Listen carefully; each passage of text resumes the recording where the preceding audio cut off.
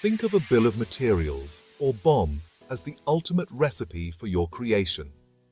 It's your project's shopping list and assembly guide, telling you exactly what parts you need, how many, and where they go. Without a BOM, you're guessing, ordering the wrong quantities, or using the wrong parts. A good BOM is the backbone of your project, relied on by everyone from engineers to buyers to assembly workers. It's the universal translator that keeps your team on the same page and eliminates confusion. When a BOM is clear and accurate, the process runs smoothly, saving time and preventing costly mistakes. Imagine assembling a complex Lego set without a part list. You'd waste hours and still miss pieces. That's what it's like to build from a bad or missing BOM: chaos. A well-crafted BOM brings order, ensuring your final product matches your design. Mastering the BOM is about mastering communication and precision. In this guide, we'll break down what goes into a BOM, how to organize it, and how to avoid common mistakes. By the end, you'll see the BOM as one of your most powerful engineering tools. Let's get building. Not all BOMs are created equal.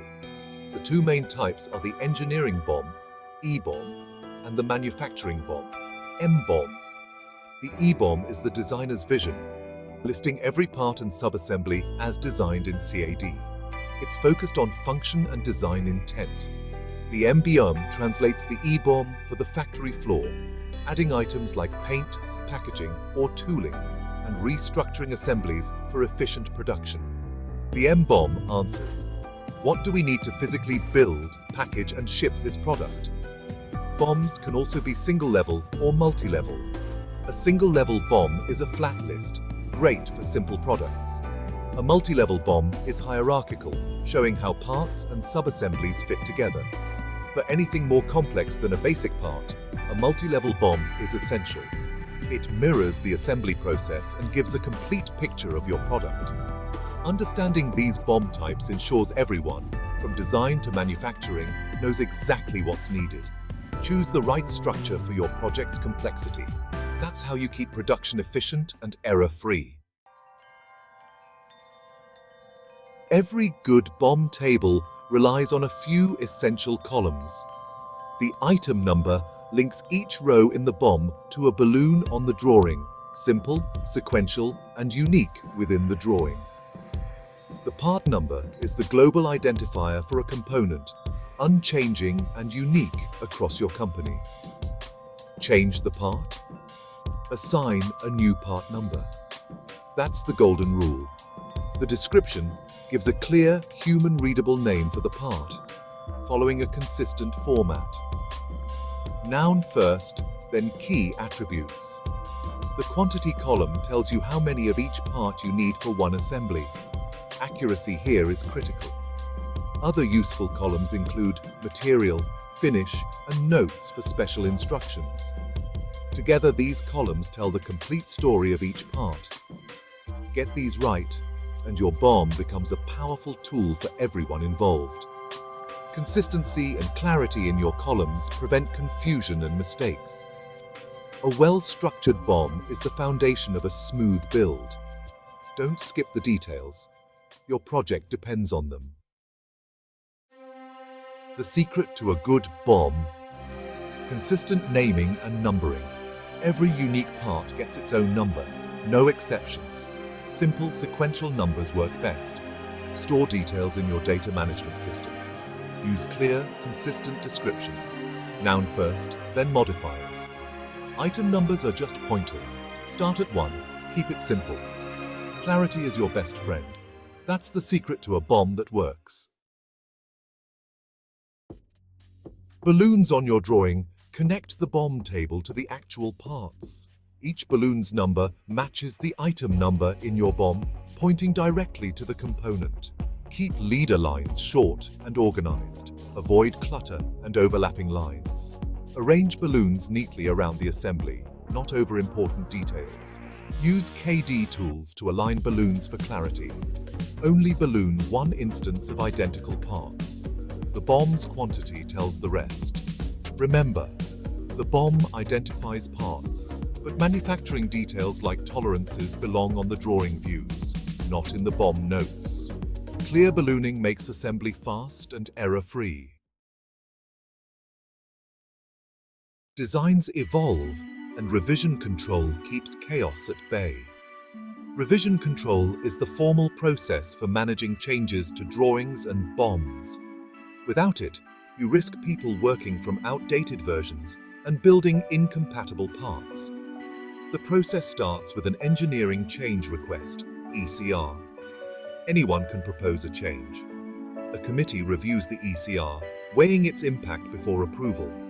Approved changes become engineering change orders, ECOs, giving the green light to update CAD models, drawings, and BOMs. Every change is logged in the revision block, showing revision letter, description, date, and approver. Use revision clouds on drawings to highlight changes. Update the BOM for any swapped or added parts. Proper revision control ensures everyone works from the latest approved design. It's the cornerstone of professional engineering documentation. Don't skip it. Your project's success depends on it. Stay organized, and you'll avoid costly mistakes. Modern digital tools have revolutionized BOM management. CAD software like SolidWorks or Inventor builds a digital BOM as you assemble your model. When you create a drawing, the BOM table is generated automatically, pulling part numbers, quantities, and more from your model. Change the assembly, and the BOM updates instantly. This associativity eliminates manual errors.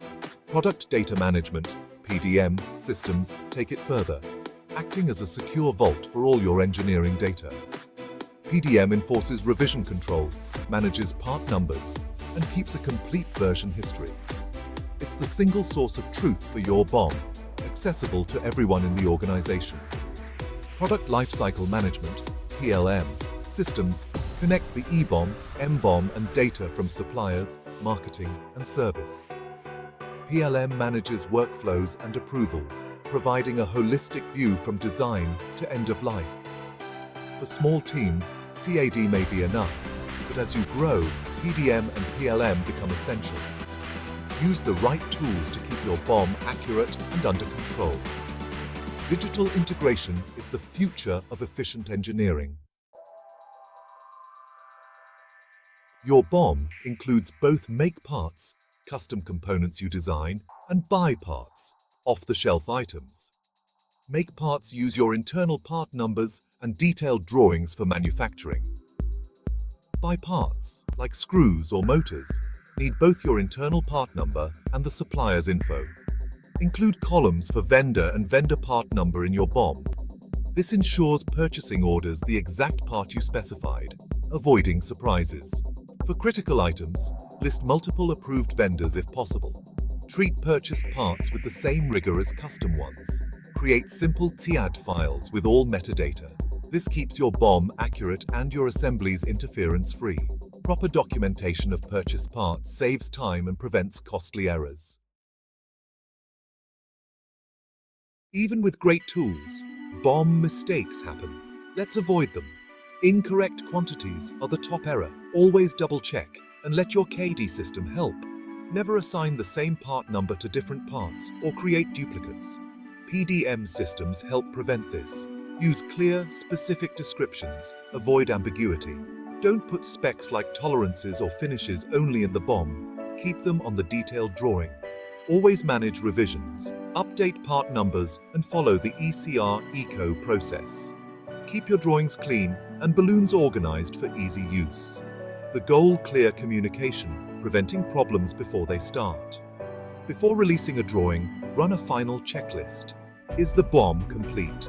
Are all part numbers unique? Are quantities accurate?